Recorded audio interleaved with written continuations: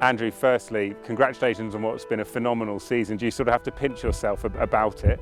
Yeah, well, we hit the ground running, thankfully, with the all-weather championships, and happily it's sort of maintained form and managed to sort of get the odd big winner every couple of weeks since then. So it's been fantastic, and everyone in the yard and who are connected with the stable are really enjoying the ride for the time being. Just hope we can keep it going for another couple of months. Can you just give us an insight into what the atmosphere is like here, given the success you're having? Is everyone just got a massive smile on their face all the time? Yeah, it's very rewarding. I mean, you know, it's a results-driven business, and from whether it be from the farriers to the gardeners to my assistant trainer, everyone, you know, are looking at the results at the end of the day, and if we can sort of keep achieving what we have been lucky enough to achieve so far, it'd be a really great season. And I think one of the points that you were making there is that every couple of weeks when there are big festivals, you're having big winners at those festivals, which is massive. And with York now on the horizon, this is one of the biggest in the year. How much are you looking forward to having runners there? Really, we always look forward to York. It's a special meeting, and you know, has been for all of my life. I mean, it's been very much the focal point of the summer. You know, you sort of get Ascot out the way, and Goodwood and York are the two big events. So it's very important. It's been sort of in the back of my mind for a good while, and yeah, I hope we've got a strong team going there this year. Well, on paper it does look a strong team. That team might very well be headed by alcohol-free in the Juddmonte. Do you have a decision yet as to whether she definitely will or won't run in it? I think as long as she's healthy and well, she'll certainly be confirmed at the 5-day stage, and then we'll have another discussion near a declaration time. Jeff's a sportsman. I mean, he always has been. You look at the way that his other good horses are being campaigned. You know, he doesn't duck any fights, and he's certainly keen to give it a whirl. I mean, if she doesn't stay, she gets beaten, and you know, hopefully that's the worst that can happen. So you know, she's not protecting an unbeaten record. So from that point of view, we've very little to lose. And also in terms of where else do we go? You know, we've been looking at the possibility of going for the Moulin, which would probably be a more suitable race, but just travelling at this, you know, this time isn't particularly attractive, and certainly Jeff would be happier to stay at home if we can. Her season's remarkable, really, because quite a few people thought that she was a sprinting type, if you like, but the way she's been winning over a mile, it probably does give you hope that she could stretch out. Yeah, I mean, look, as you say, there were doubts. We never had a doubt that she'd get a mile.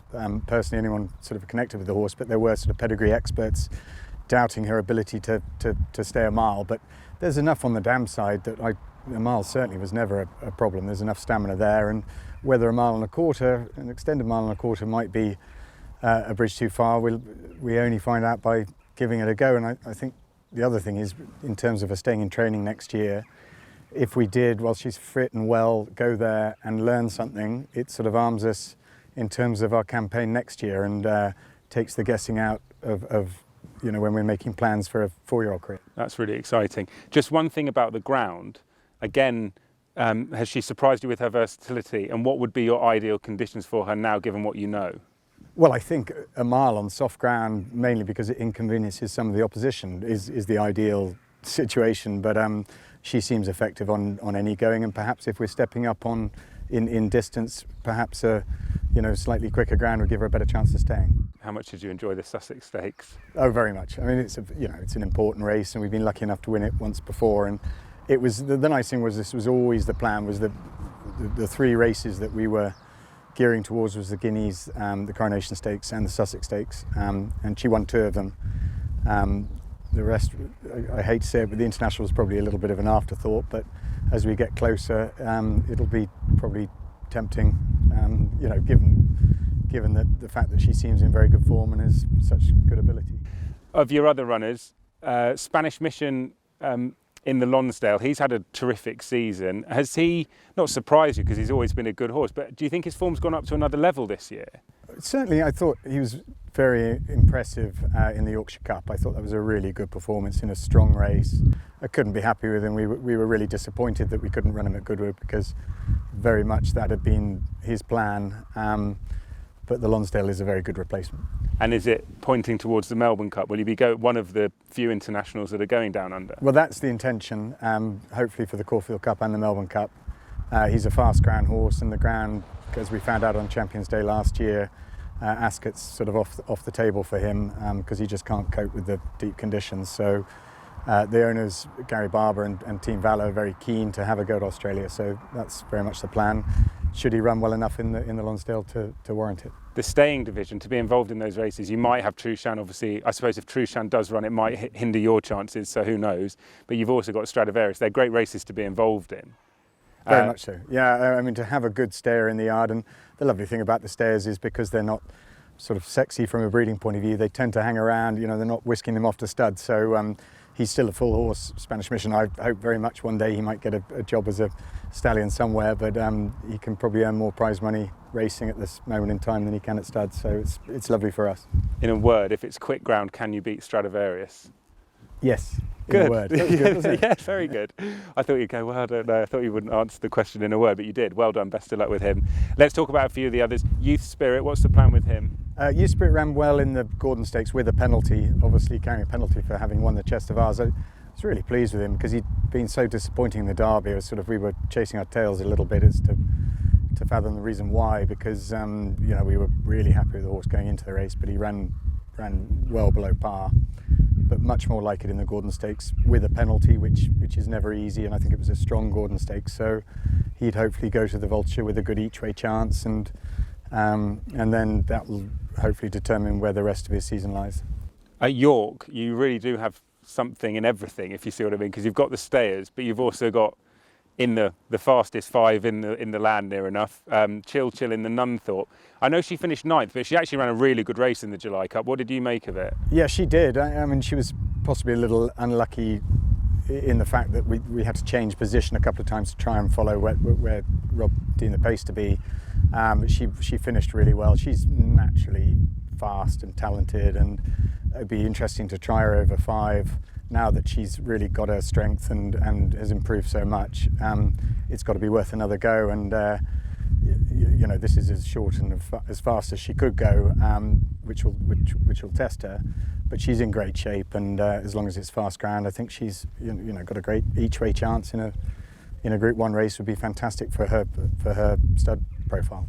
She was due to run the Stewards Cup. Was it ground the reason you didn't run in that? Yes, yeah, she wants top of the ground, and sadly the ground had gone by then.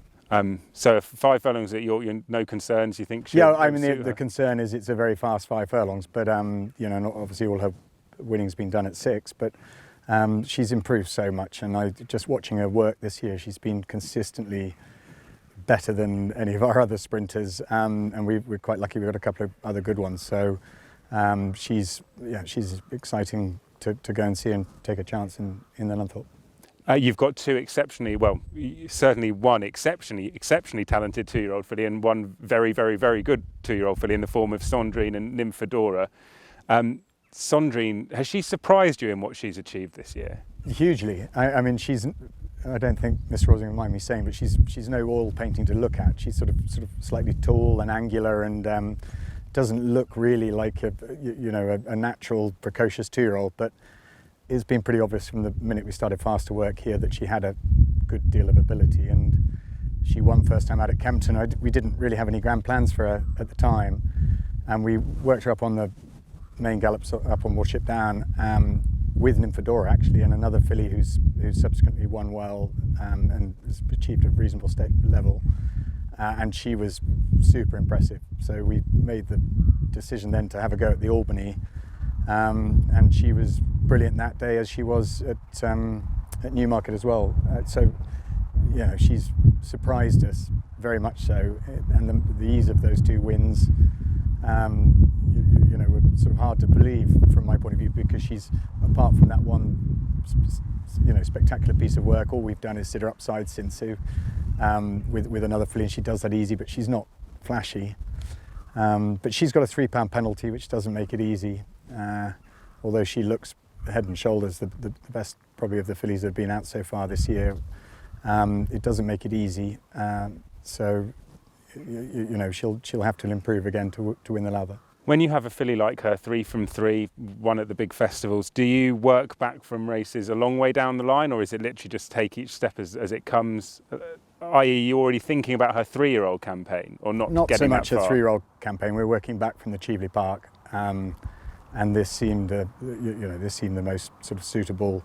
It would have been a long time to wait, so we either had to travel to France or to Ireland, which again, for the same reasons as alcohol-free, just hasn't, it doesn't interest us at the moment because of the complications involved in travelling and travelling staff, etc., etc. And it's also a little early in this filly's career to be trying to do that. So working back from the Cheveley Park, the Lowther looked the most suitable step to bridge the gap between Newmarket and Newmarket again. Does the £3 penalty, do you think, give Nymphadora a chance on what you see here? Possibly. I think Nymphadora at her best, when she won at York, the list race at York earlier in the year, she'd looked very smart, and she disappointed at Ascot, and I don't know why, but she ran very well in the Molecombe. If the key to Nymphadora would be whether she's improves for the step up to 6 furlongs, and if that does, that would level the playing field if she improves for stepping up to 6 furlongs. Skybet Ebor is a massive prize, as we know, and it means it's a hugely competitive race. How strong do you think your hand is in there with Alunak and potentially Tribal Craft? Yeah, well, I think Alunak's pretty solid. I mean, he was impressive winning the Old Newton Cup. He ran a very good race in a Group 3. He was possibly a little bit unlucky. Should improve for the step up in distance, and to me, he looks sort of at the bang in the middle of the weights. He looks to have a really solid chance, but very difficult race to win, the Ebor. I mean, it's every year we think, oh, this could be an Ebor horse, and you get closer to the race and you open the race card and there are 20 strong candidates for the race. Future Gold Cup horses in there. Absolutely, and it's not easy, but I think the track should suit him, and he's going there with, if we don't have a problem in the next fortnight, I think with a very good preparation. So we're looking forward to him. Has he taken those races well through the year? Yeah, very well. And as I say, we opted to run in the Group 3 rather than the handicap because really we didn't want to win it. It sounds ridiculous, but it looked as a less likely winner of the Group 3, because if he picked up a penalty for the Ebor, it would have been probably game over in terms of his chances of winning the Ebor. But he ran a very good race in defeat in the group race, and it was the perfect prep for the Ebor. It's very clear from that the Ebor's the plan for this horse. What about Tribal Craft, who ran an absolute blinder behind Wonderful tonight? Yeah, she did, and she'll be well in at the weights. I think she needs 5 or 6 to come out to get a run, but that probably will happen. She just wouldn't want the ground too fast, whereas Alunak is effective on any going. Tribal Craft just seemed so much better with some give in the ground, and if we got closer to the race and it looked like it was going to be a very fast ground, we probably wouldn't risk it because she's got other nice races she can run in. She's massive. Yeah, big girl. She's yeah, a big she girl. really And she's, it's amazing how these horses can develop from 4 to 5. I mean, 3 to 4. It's how old is she? Can't think now. Is she 4 or 5? 5. 5. Yeah, from 4 to 5. I mean, she's a totally different physical specimen to how she was last year, and it's just really done and developed and improved as a result. How much would it mean to you if you were to win the Ebor, given the prize and what's going on in the Trainers' Championship and what have you? Well, I think less so. I mean, the prize money is obviously significant, but the Ebor is one of the special races of the whole calendar. I always love the heritage handicaps. Whether it be a Stewards Cup or an Ebor or an Air Gold Cup, they're all pretty important races to try and have on, tick off the bucket list. Do you remember watching them when you were younger? Oh, very much so. Yeah, and they've become, because of the elevated prize money, they've become far more difficult to win. So you need everything to go right. And I think Van Persie was second in it one year, and we might have had another horse placed, but we haven't won it. And it is definitely a race that we will keep trying until we do finally win it. I don't think you're allowed anymore to have ex-Arsenal and Man United footballers here. You have to have just Vardys and Kantés coming forward, running in the Ebor. One of the 2-year-olds that caught my eye caught everyone's eye at Goodwood was Imperial Fighter, who looked very smart on debut and beat a good horse, I think, of Richard Hughes's on debut. How highly do you regard this horse? Well, he'd looked very smart early in the season, and then we just had a couple of little niggles with him and decided just to rein back and just give him a bit of time. And he just started fast work again a fortnight before Goodwood and was shown plenty of ability. So yeah, I'm quite excited about his future in the long term, and the Acomb looks a possibility. We'll certainly have an entry, and if he's well nearer the time, then we'd have a go. But there are lots of, for a horse like him, there are lots of other races, all sorts of alternatives. So he'd have to be thriving, and we'd have to be 100% happy with him. But if he does, he'd be a live contender. Valley Forge in the Melrose as well. This horse won a maiden at Foss last, which might not look sort of world-beating, but the front two were 16 lengths clear that day. He could slip under the radar in the Melrose, could he? Yeah, quite possibly. And he's a horse who's just improved with every race he's had. He shows nothing at home. I mean, I could run faster than him at home. So he's always been a difficult horse to read, but every time he's got to the racecourse, he's run way better than we'd expected him to. And I think probably the race before was as good a performance as he's put in was when he was second at Doncaster in a very strong maiden. And the same thing applied. The first two drew well clear of the rest of the field.